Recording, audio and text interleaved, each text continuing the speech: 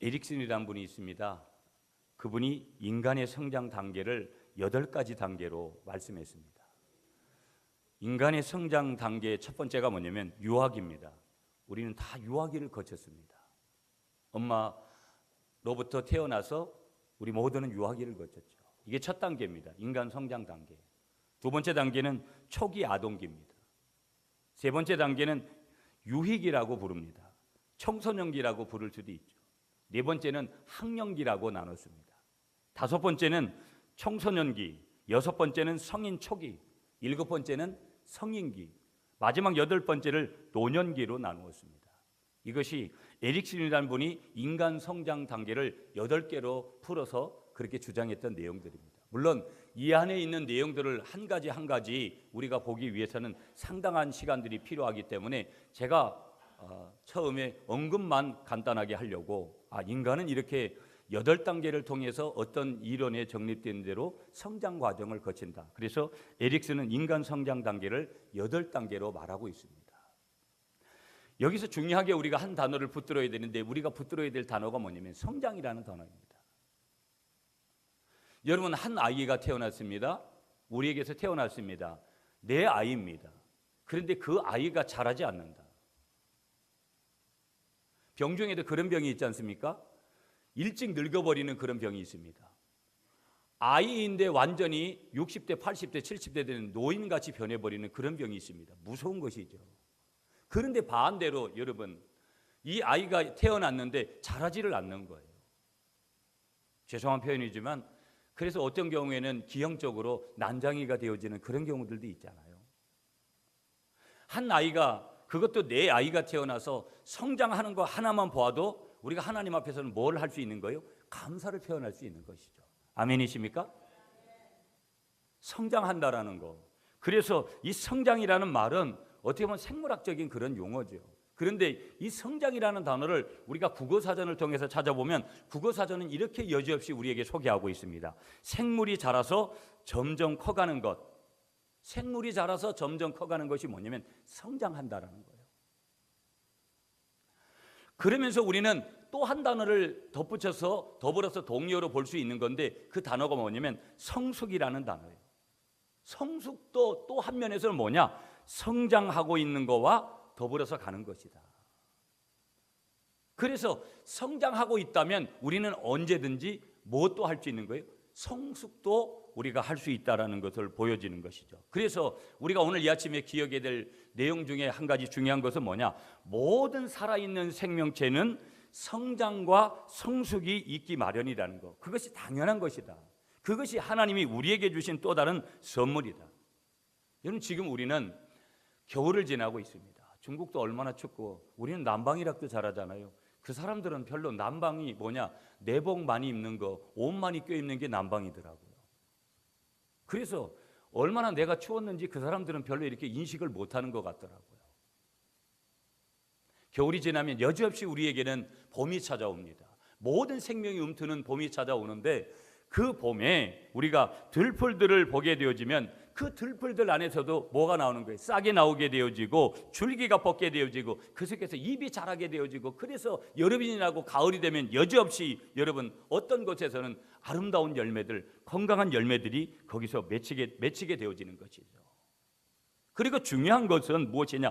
그것이 들풀이 되어졌던 어떤 생명체가 되어졌든지 봄이 되어지면 계속해서 크게 되어지지만 그렇다고 해서 모든 것이 다 끊임없이 성장하는 것은 아닙니다.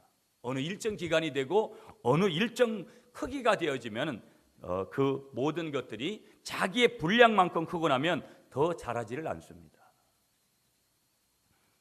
그리고 더 중요한 것은 뭐예요?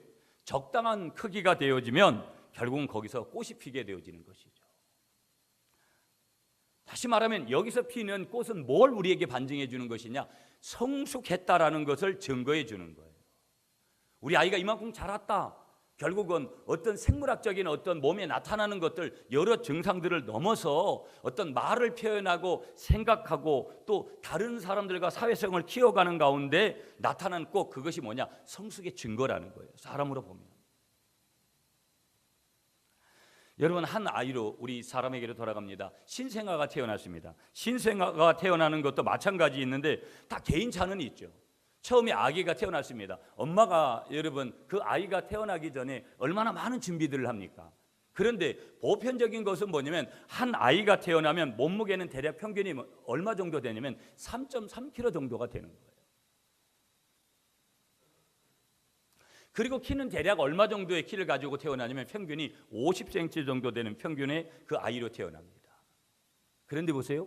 아이는 계속 성장을 합니다. 미국에 있는 데이터 두 가지를 말씀드리겠습니다. 미국의 일리노이주라는 그 주가 있는데요. 거기 가면 로버트 위들로우라는 사람이 있습니다. 이 사람은 세계에서 제일 키가 큰 사람입니다. 그의 키가 얼마냐면 2m 70입니다.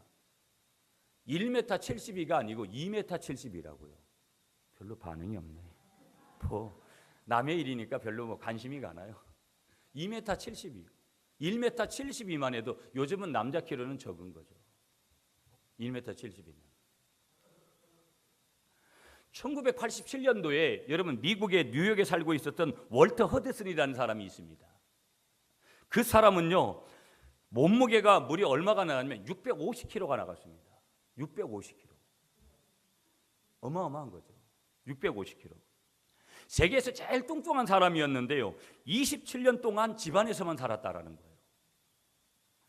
어느 날 이 사람이 이 문을 출입하는 출입문에 끼었는데요. 이 사람을 구출하기 위해 가지고 소방수 8명이 동원됐다라는 거예요. 문틈에 끼인 한 사람을 동원하기 위해 가지고. 예. 저도 금식을 해서 이제 몸에 있는 것을 많이 덜어냈다고 생각을 했는데 요요 현상이라는 거 아시죠? 네. 무분별하게 먹고 절제 없이 먹고 그러니까 여지없이 그대로 돌아오더라고요. 그래서 제가 다시 6월 달에 다시 도전하겠다고 그랬는데요. 결국 이분이 나중에 1991년도가 돼가지고 466kg 몸무게에 되어질 때 결국 죽고 말았습니다.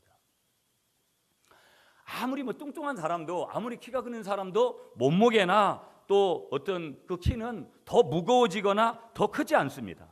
그런데 보세요. 우리에게서 더 성장하고 우리에게서 더 성숙하는 것은 무엇이냐? 우리의 인격이라는 것은 절대 멈춤이라는 것이 없습니다. 우리의 인격이라는 나의 인격이라는 거, 또 나의 지식이라는 거 멈춤이라는 것이 없습니다. 나의 삶의 경륜이라는 거, 나의 삶의 경험이라는 것은 한없이 우리에게 성장과 성숙을 끊임없이 우리는 하나님 앞에 갈 때까지 그것을 가져오는 거예요. 이걸 신학적인 용어로 성화라 그러는 거예요. 우리는 영화의 단계에 갈 때까지, 모든 인간이 편안한 조건이 들어갈 때까지, 천국에 들어갈 때까지 우리는 우리의 키는 어느 순간 가면 모든 것, 우리의 모든 생활의 외형적인 것들은 성장이 멈출지라도 내면적인 모든 것들은 끊임없이 성장과 성숙을 거듭하다가 성화의 과정을 거쳐서 마지막에 천국, 영화에 들어가는 거예요.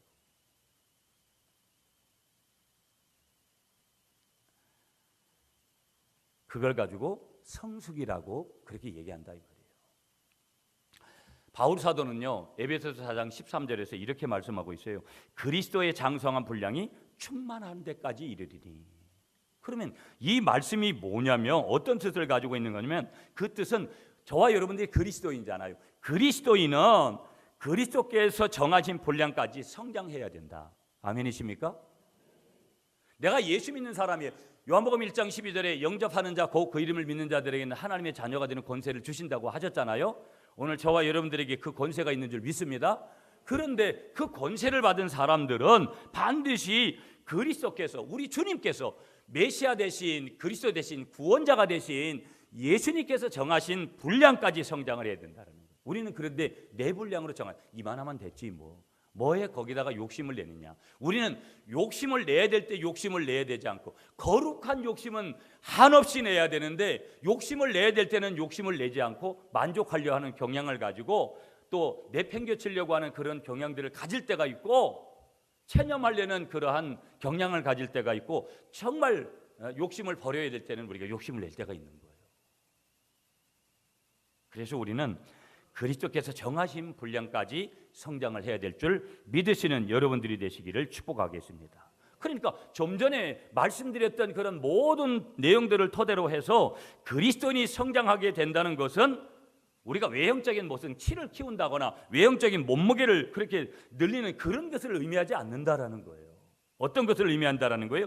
그리스도인의 인격, 저와 여러분들의 인격, 삶을 담는 것. 누구의 삶을 담는 거예요? 다시 말하면 예수 그리스도의 삶을 담는 것을 뜻하는 것이고요.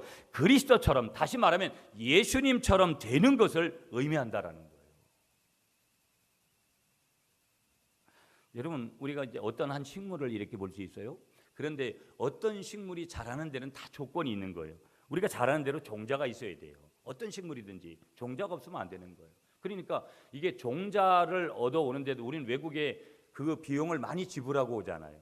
또 우리나라도 종자도 이렇게 다른 나라에 수출도 하고요. 이 종자가 굉장히 중요한 거예요. 그 다음에 이제 토양이라는 게 있어요. 땅이라는 거예요. 중국은 여러분 우리나라의 99배거든요. 100배인데 어마어마한 땅을 가지고 있어요. 그런데도 저는 중국에 살고 싶은 마음은 요만큼도 없더라고요. 왜 그러냐? 우리나라만큼 좋은 나라가 없어요. 아멘이십니까? 너무 이 뭐라 그럴까요? 공기 같은 것도 일기가 별로 안 좋은 거예요. 보면 이 맑음이라는 것을 별로 어떤 그런 그 환경 속에서 이렇게 살아가는 모습도 먼지도 굉장히 많고요. 그러니까 교회고 뭐고 가보면 그 사람들은 생활이 그런 거예요. 잘 안 씻어요. 보면 잘 안 씻고 먼지하고 같이 생활하는 걸 당연히 여겨요. 어떤 우리가 갔던 교회도 굉장히 큰 교회거든요. 목사님들이 전부 놀란 거예요. 거칠거칠하게 그 사무실 안에 그 테이블에 그걸 닦지도 않고 그대로 하는 거예요. 왜 그럴까? 사람들이 그냥 늘 먼지가 끼니까 우리 같으면 계속 닦아야 되잖아요. 닦아도 한계가 있으니까 그냥 그렇게 그냥 먼지가 쌓여진 대로 살아가는 거예요. 식물이 자라가기 위해서는 종자가 있어야 되고 토양이 있어야 되고요. 그 다음에 재배라는 것이 있어야 되는 것이죠. 종자가 썩었거나 그러면 안 되지요. 또 우리가 토양이 나쁘면 자라지 못하지요. 우리가 어떤 기술이라는 게 영농 기술이라는 것 이런 것들이 없다 보면 결국은 과학적으로 잘 그걸 재배할 수 있는 그런 조건이 안 된다라는 거예요. 그래서 어떤 한 식물이 우리가 꽃을 키우든지 뭘 키우든지 이런 필요한 조건들이 있는 것이죠. 그런데 보세요, 여러분. 계속 사람에 대해서 초점을 맞췄어요. 사람이 자라가는데도 조건이 갖춰져야 되는 거예요. 여러분 보세요. 우리 유전적인 조건이라는 게 있어요. 똑같은 여러분 유럽에서 태어나도 어떤 나라의 사람과 어떤 나라의 사람은 여러분 키부터도 차이가 달라요. 동양인과 서양인이 달라요. 똑같은 한국 땅에 태어나서도 어떤 모든 모양이나 여러 가지 형태들이 달라요. 유전적인 거, 체질적인 거 이런 것을 가지고 태어나는 거예요. 우리는 큰 하나님의 형상을 가지고 태어났지만 둘째는 영양이죠. 여러분 저는 영양이 별로 안 좋았는데도 제가 자랄 때의 나이에 비해서는 제가 키가 큰 편이죠. 초등학교 6학년 때 우리 담임 선생님하고 저는 키가 똑같았거든요. 제 동창들은 제 여기에 있는 친구들이 대부분이었습니다. 배꼽 밑에 있는 친구도 있었습니다. 그러나 그 당시에 제가 영양이 좋은 부잣집에서 태어났냐면 그렇지는 않았습니다. 그러나 지금 보십시오. 지금 우리 아이들은 보면 굉장히 큽니다. 평균 이 키가 우리나라 아이들도 굉장히 커져버린 것이죠. 뭐냐면 그만큼 뭐냐면 고단백 칼로리를 섭취를 하는 거예요. 그러니까 이만큼 커지는 거라는 거예요. 그러니까 사람이 성장하는데도 육체적인 성장을 하는데도 이런 조건들이 있으면 자연적으로 클 수밖에 없다라는 것이죠. 오늘 우리는 포커스를 어디에 맞춰야 되는 거냐면 오늘 본문을 통해서 하나님의 말씀을 경청하는 거기 때문에 우리는 신앙의 조건을 우리가 말씀하시는데 오늘 2절 말씀을 통해서 찾아야 되는 거예요. 자, 신앙도 성장해야 될 줄 믿습니다. 아멘이시죠? 그런데 신앙을 성장시키는데도 조건이 있다라는 거예요. 그 조건에 대해서 어디에서 말씀하고 있느냐? 오늘 본문 6절이에요. 자, 여러분 6절 말씀을 여러분이 다시 한번 오늘 골로새서 2장 6절 말씀을 여러분이 읽어 주십시오. 시작.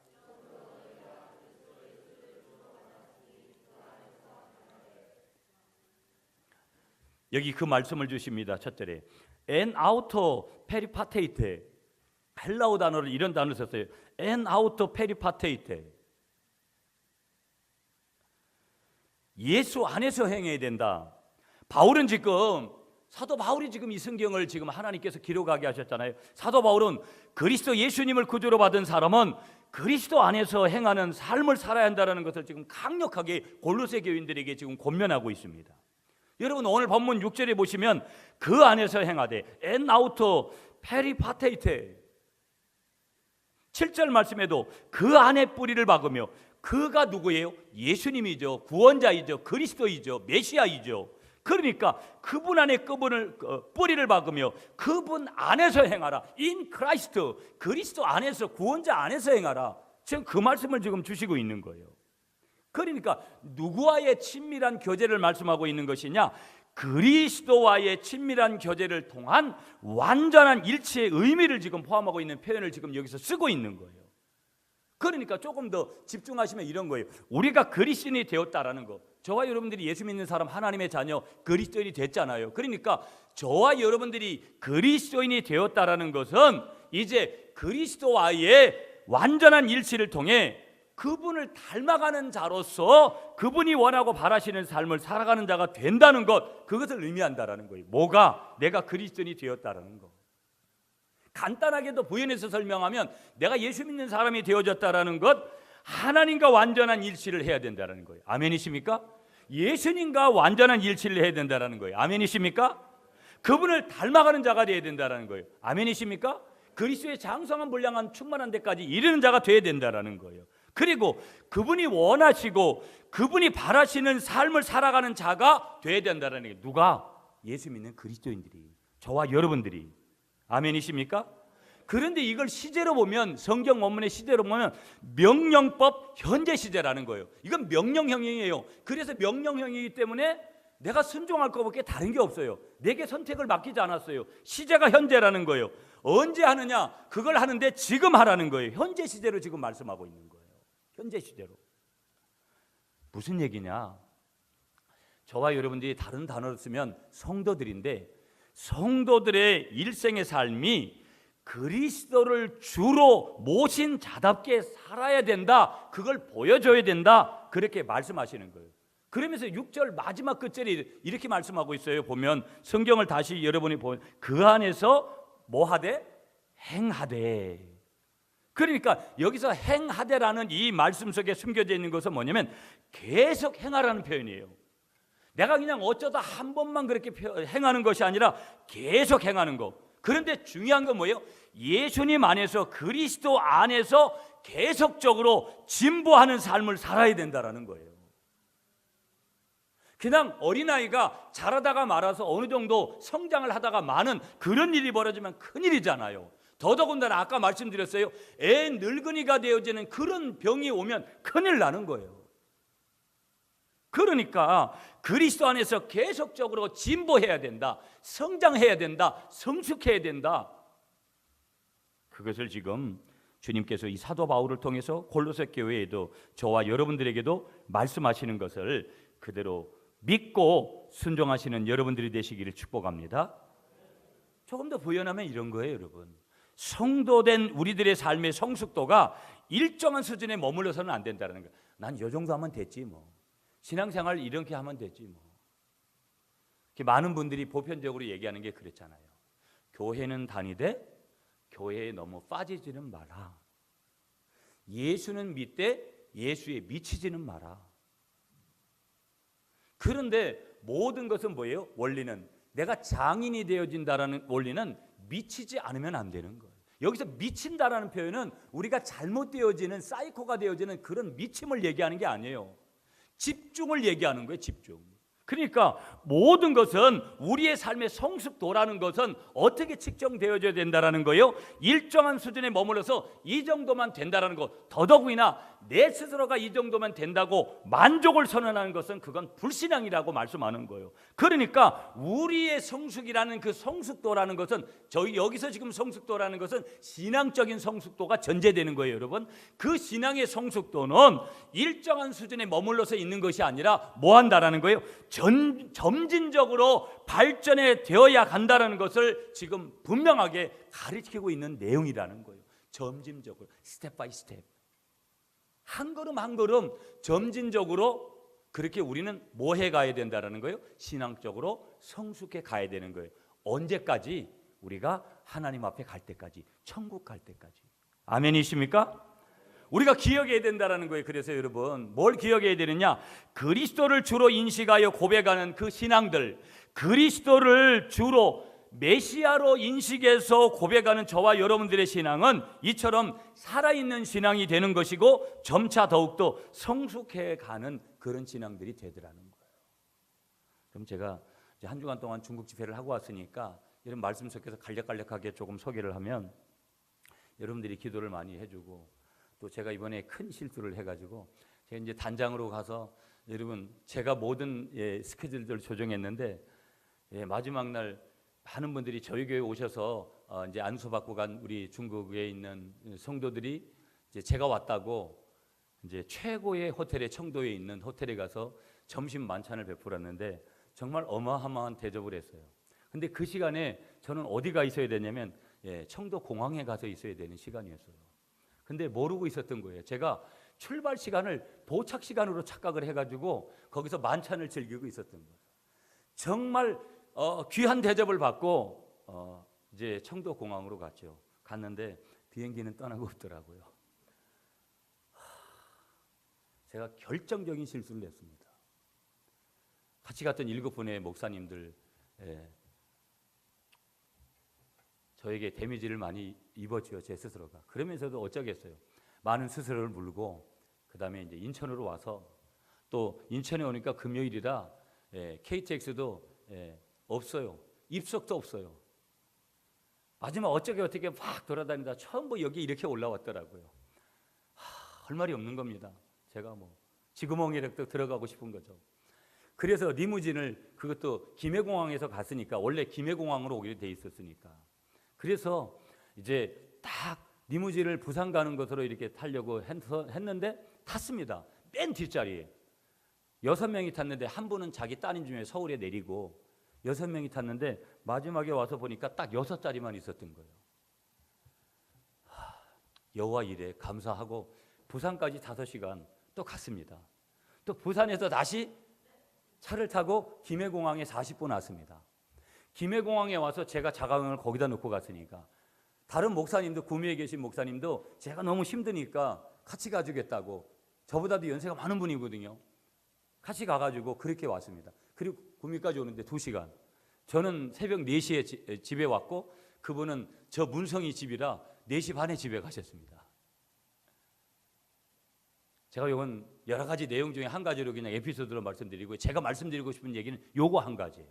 제가 첫째 날 중국 가정교회에 가서 집회 인도를 했습니다. 500명 교회 가서 집회를 했고 150명 정도 모이는 교회 가서 집회를 했고, 정말 가정교회. 그런데 거기는 어떻게 모이느냐? 우리는 여긴 천국입니다. 여기는 영적인 파라다이스가 펼쳐져 있는 그런 곳이에요. 환경적으로 보면. 아멘이십니까? 차고 있죠, 차고.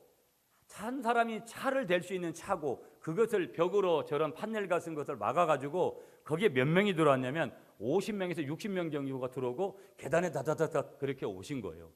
의자가 어마한 정도 되냐면 응댕이 하나 딱 내려놓을 정도의 의자, 접이식입니다.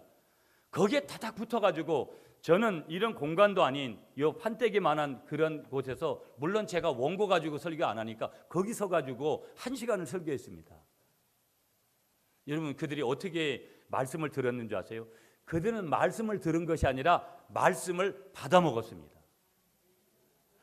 모든 메모지를 들고 모든 시선을 저에게 집중하고 하나님이 자기에게 무엇을 말씀하시는지를 그대로 말씀 그대로 갖다 그대로 먹는 것을 제가 목격을 했습니다.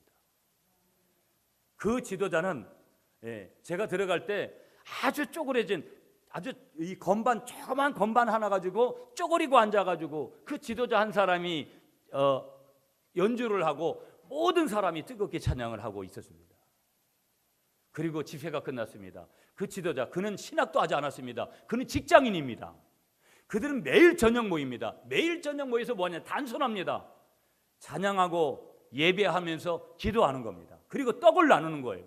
초대교회죠. 그게 초대교회에서 말씀하고 있는 성경에, 사도행전에서 말씀하고 있는. 그리고 매일 새벽에 모입니다. 그렇게 돌아가서 월요일부터 주일까지 7일 동안.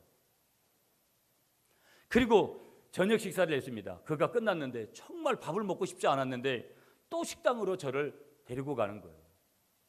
그래서 그날은 정말 못 먹겠더라고요. 그래서 햄버거 좀 사오려고 그렇게 했더구만 KFC 가가지고 햄버거를 한 개 사왔어요. 우리 다른 목사님 아들이. 그리고 그냥 약간의 중국 음식을 먹는데 너무 미안하더라고요. 중국 사람들은 엄청난 만찬을 즐깁니다. 그 시간에 수많은 말들을 대화를 합니다. 끊임없이 식사가 나옵니다. 미안하더라고요. 그래도 어느 정도만 먹고 그들이 많은 대화들을 하는 것도 질문하고 그랬는데 그들이 대화하는 내용들 그리고 신앙 고백 한마디가 제 귀에 특별하게 들려온 거예요. 가슴에 들려온 거예요. 그 지도자 한 분이 그는 정말 일반 직장인입니다. 그는 끊임없이 그 예배가 마치고 나서도 직장 일을 해가지고 직장에서도 인정을 받는 사람입니다. 그는 이런 얘기를 했습니다. 이제 그가 지도자라면 신학도 해야 되고 여러 가지를 해야 되는데 여러 가지 자기도 알고 있죠. 근데 이런 고백을 했습니다. 하나님의 때를 기다립니다. 하나님의 때를 기다립니다. 다른 말이 필요 없는 거예요. 그들의 삶이 보여주고 그들의 고백이 일치하는 거예요. 뭐냐면 우리는 하나님 중심으로 하나님이 가라 그러면 가고 하나님이 서라 그러면 서고 내가 하나님이 나에게 뭐라고 말씀하시든지 나는 하나님과 함께 하나님이 원하는 방향으로 내가 갈 것입니다. 이런 고백을 하는 거예요. 그게 저는 신학을 10년 이상 하고 박사과정까지도 하고 그런 것들이 아무 의미가 없이 들려오는 거예요. 저분은 신학도 하지 않은 일반 그저 가정교회를 섬기는 지도자예요. 그냥 명칭을 붙여야 되기 때문에 지도자지 그냥 어떤 다른 사람들 약간 돕는 이밖에 되지 않는 거예요. 그런데도 그들은 동일하게 그런 고백을 하는 거예요. 제가 여러분 저희 교회가 10주년 교회를 하는 니니 갈릴리 교회로 이제 정하는데 제가 그랬습니다. 그 황잉수환 목사님 정말 여러 날 동안 우리가 거기에다가 교회를 해야 되는지 여러분한테 고민도 말씀을 드렸습니다. 거기에서 4시간을 청도에서 4시간을 차 타고 가서 또 2시간 가량 가는 그런 길에 이 목사님이 이제 목회를 하려고 하는 교회가 이제 지어져 있습니다. 옛날에 지어진 것이죠. 그렇게 지금까지 다녀본 교회 중에 한국에는 그런 교회는 없습니다. 그런 지저분한 교회는. 거기 매일 밤 100명이 모여서 집회를 합니다. 자기들끼리 찬양하고 떡을 떼고 기도하고 매일 새벽에 거기에 모입니다. 여러분 제가 나중에 사진 띄워서 몇 커트를 보여드릴 건데요. 거시거시합니다. 앞에 있는 강단에 옛날 우리 80년대 90년대 브라운관 뒤에 튀어나온 그걸 가지고 이제 설교할 사람이 없으니까 어떤 때는 이제 다른 어떤 그런 자료를 가져와 가지고 그걸 틀어 가지고 말씀을 듣고 그러는 거예요. 그런데 보세요. 그 황 목사님이 황씨들만 살아요. 1,500명이 사는데 황씨 집성촌입니다. 제가 그랬습니다. 정말 그 땅에다가 교회를 세워야 되나? 우리가 정말 중국에다가 10주년 기념교회를 하려고 했는 것이 맞았나? 저는 사실은 의구심이 있었어요. 이번에 하나님이 그것이 아니라면 내가 캄보디아를 가든지 아니면 다른 지역에다 교회를 세우겠다고 하나님 앞에 그런 기도를 하고 왔습니다. 그리고 몇 시간을 거쳐서 제가 화요일 날 그곳에 당도를 해서 성전에 들어갔습니다. 중국에서 제일 힘든 게 화장실 가는 겁니다. 호텔은 괜찮은데 호텔 위에 나가면 제일 힘든 게 화장실이더라고요. 뭐냐면 지저분해도 너무 지저분해요. 똥오줌을 한 군데서 싸는 그런 구조인데 웬만한 분들은 참 들어가서 볼일 보기가 정말 힘들어요. 우리나라 60년대 70년대 그런 화장실이라니까요. 거기도 보니까 그냥 담으로 하나 쌓아놓고 그래서 제가 그것도 이렇게 좀 사진을 찍었는데 그러고 나서 제가 성전에 들어갔습니다. 하나님 앞에 들어가자마자 앉자마자 물었습니다. 질문했습니다. 하나님, 우리가 여기다 교회를 세울까요? 이 질문이 너무 저에게는 중요했고 다른 거 다 질문하지 않고 이 질문을 하나님 앞에 했습니다. 성령이 임재가 강력했습니다. 성령이 저에게 분명히 말씀하셨어요. 여기에 교회를 세우라는 그 마음을 주시는 거예요. 응답을 그 자리에서 받고 그러나 저는 황 목사님한테 말 안 했어요. 그리고 제가 나중에 그렇게 얘기했습니다. 내가 이 중국 땅을 떠나는 날, 그날 내가 여기다 교회를 세울 건지 안 세울 건지를 말씀해 주겠다. 이미 저는 거기에 도착을 해서 그 고백을 하나님 앞에 드리고 또 하나님께서 응답을 주셔서 그렇게 모든 것들을 여기에 니니의 우리 구미 니니 갈릴리 교회를 세우겠다. 그렇게 결단을 했습니다.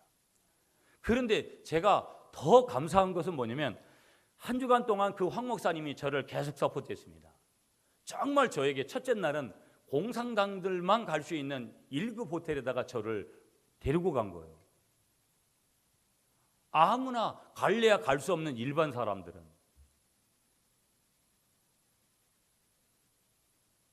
근데 중요한 것은 그런 것이 중요한 게 아니라 이 사람의 신앙 고백인 거예요. 이 목사님의 신앙 고백. 예, 중국에 가면 여러분 딱 한 가지 하는 게 있습니다. 마사지를 하러 가는데 이번에 가서 마사지를 한번 했습니다. 근데 이분이 마사지를 하면서 저는 이제 중국을 모르잖아요. 근데 어느 분이 그러는 거예요. 이 황 목사님이 마사지를 받으면서도 마사지하는 분에게 뭐 하냐면 복음을 전하고 있는 거예요. 그래서 제가 뭘 제 마음에 얻게 되어졌냐면 이런 거예요. 이 사람 진짜구나.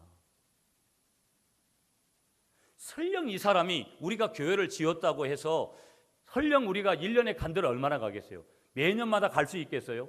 처음에 우리가 이제 올해 다녀오면 사실은 2, 3년에 한 번 가기도 어떤 때는 버거울 때도 있을 거라는 거예요. 저는 그런 고백을 했어요. 우리가 교회를 지었어도 우리 교회가 아니잖아요. 하나님의 교회지.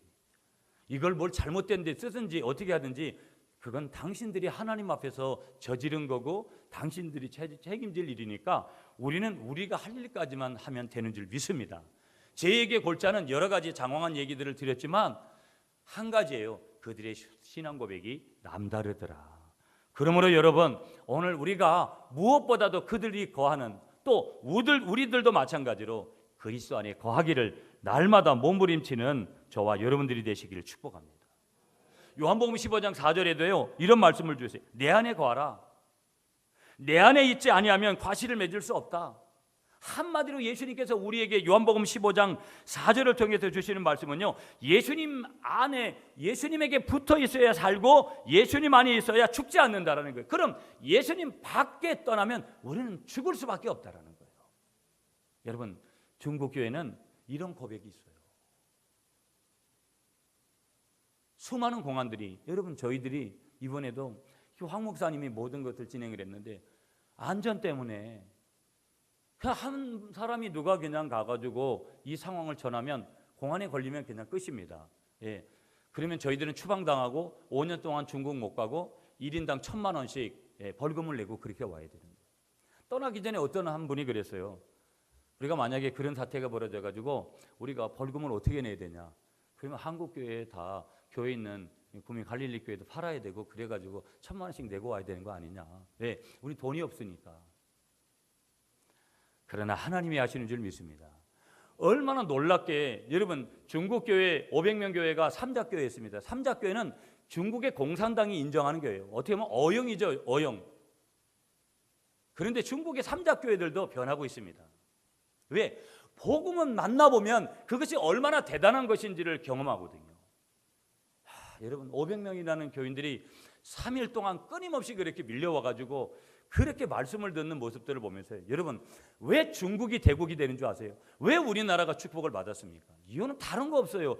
그 복음이 병원을 세우고 복음이 학교를 세워서 이 나라를 이렇게 된 거 아니겠어요? 중국이 그런 거예요. 기본적인 것을 가지고 있는 그 땅이 여러분 거기에 복음의 시너지가 되니까 어마어마한 능력이 그 속에 있는 거예요. 여러분 인정하고 싶지 않지만 중국은 이미 대국이 돼 있고 그 대국의 그 베이스 안에는 뭐가 있냐면 복음이 있어요. 하나님을 얼마나 사랑하는지 모르는 그런 고백자들이 수없이 그 속에 있더라는 거예요. 우리 황 목사님도 저희 교회가 짓는 교회도 자기 사촌들이나 이런 형제들은 공산당의 최고 간부들입니다. 어마어마하더라고요. 자기는 언제든지 돈을 벌면 돈을 자루로 긁어 모을 수 있다라는 거예요. 권력을 가지고. 그런데 왜 안 하느냐? 자기는 복음 때문에 그렇게 못 산다라는 거예요. 그래서 자기는 일평생을 갖다가 주님을 위해서 살겠다고 삼자교회에서 섬기다가 삼자교회에서 나와서 삼자교회에서 나오면은요 모든 게 다 도태돼 버리는, 막 계속해서 공격을 합니다. 공산당이나 이 삼자교회에서. 그러면 막 이단이 아닌데도 이단으로 몰아버리고 이런 거예요. 핍박이 엄청난 것이죠. 난 그분의 고백을 보면서 중국 땅에 이런 어마어마한 그 삼자교회를 섬기는 장로님이 있습니다. 진장로님이라고, 중국인이죠. 중국의 이 주목계 출신입니다. 한 가지 예화를 말씀하는 거예요. 공안들이 왔습니다. 십자가 걸지 말라고, 십자가 내리라고. 원래 그 버릇을 남 못 준다고 이 장로님이 이 공안의 얼굴을 그냥 쳐버린 거예요. 그리고 뭐라 그랬냐면, 그래, 내 데려가지고 감옥에 데려가려면 가라. 무슨 표현이냐면, 이분은 예수 아니면 이제 이런 주목의 대부가 예수를 만나고 나니까 나는 이제 모든 건 예수밖에 없다. 그러니까 중국 사람들은요, 뭐 우리같이 무슨 일반적인 신문 얘기하고 이런 거 안 좋아하는 거예요. 오직 말씀 얘기만 해달라는 거예요. 성경 얘기만 해달라는 거예요. 말씀의 능력이 있는 줄 믿습니다. 오늘 여기 6절에도 보면 그 안에 행하라, 그 안에 뿌리를 박으라, 그 안에 세움이 있어라. 그 안에서 행한다라는 것, 예수 안에서 살고 예수 안에서 일하고 예수 안에서 오고 가는 모든 것들, 그런 것을 얘기하는 것이죠. 여러분 중요한 얘기할게요.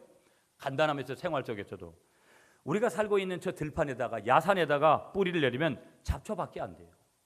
그러나 보세요, 우리가 살고 있는 정원에다가 어떤 것이 뿌리를 내리면 그게 뭐가 되는 거예요? 정원수가 되는 거예요. 위치가 중요한 거예요. 포지션이 중요한 거예요. 어디에다가 뿌리를 내리느냐가 굉장히 중요하더라는 거예요. 모래 위에 세면 무너지는 거예요. 그러나 반석 대신 예수 그리스도 안에 세워주면 뭐예요? 무너지지 않는다라는 거예요. 중국 사람들은 그런 걸 아는 거예요. 우리나라는 그걸 몰랐습니까?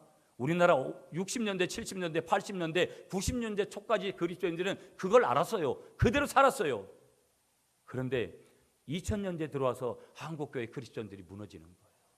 우이독경이 되는 거예요. 속에 경일기가 되는 거예요. 말씀이 끊임없이 떨어지는데도 그 말씀을 말씀으로 받지 않고 말씀대로 행하지를 않는 거예요. 여러분을 축복합니다. 말씀을 말씀대로 받으시는 여러분이 되시기를 간절히 축복하겠습니다. 그래서 여기에서 중요한 한 가지 원리가 뭐냐면 선택이 중요한 거예요. 내가 어떤 선택을 하면서 사느냐, 내가 주님이 원하시는 말씀 안에 속한 선택을 하느냐, 아니면 내가 정말로 인간적으로 육신적으로 내가 보이는 대로 선택을 하느냐. 여러분 제가 창세기 13장 늘 설교하고 부흥회 가서도 설교하는 그런 본문입니다. 거기 두 사람이 나옵니다. 아브라함이요, 삼촌입니다. 여러분 조카 롯이 나옵니다. 여러분 좌하고 우하자, 우하면 좌하겠다, 좌하면 우하겠다, 선택하라는 거예요. 그런데 여러분 먼저 조카 롯에게 선택권을 줍니다. 창세기 13장 10절에 보면 요단 들편을 바라봅니다. 그 땅을 롯이 선택을 하려고 바라보는데 여러분이 잘 압니다. 물이 넉넉했습니다. 에덴 동산 같았습니다. 그리고 애국과 같았습니다. 최고의 땅이었다라는 거예요. 거긴 뭐가 없었어요? 소돔과 고모라고 하나님이 약속이 없는 땅이었다. 여러분 동서남북을 바라봐라. 창세기 13장 14절에 하나님이 아브라함에게 이 롯이 떠난 다음에 말씀하시는 거예요. 아브라함이 쳐다보니까 완전 돌짝밭과 같은 땅이고 아무것도 거기에선 성공이라는 것, 축복이라는 것, 나올 것이 없는 그 땅을 바라봤어요. 그러나 거기에는 하나님의 약속이 있다는 것을 믿고 간 아브라함의 믿음이 있어서 그 아브라함은 그 땅을 선택한 거예요. 누가 승리했습니까? 누가 축복을 받았어요? 내가 아무리 좋은 선택을 해도 하나님의 약속이 없으면 끝나는 거예요. 한국교회가 아무리 화려하면 뭐 하겠어요? 성전을 짓고 하려면 뭐 하겠어요? 거기 수많은 사람들이 모이면 뭐 하겠느냐라는 거예요. 그 안에 복음이 없는데, 그 안에 말씀이 없는데, 내가 아무리 환경이 불편해도 내 안에 복음이 있으면 그것이 진짜 승리인 줄 믿습니다. 그래서 그 선택을 하라는 거예요. 그러면서 바울은 오늘 본문에서 영혼이 건강하게 되는 두 가지 비결을 7절에서 말씀하고 있는 거예요. 영혼이 건강하게 되는 비결. 자, 그러면 7절 말씀을 여러분이 읽어주십시오. 시작.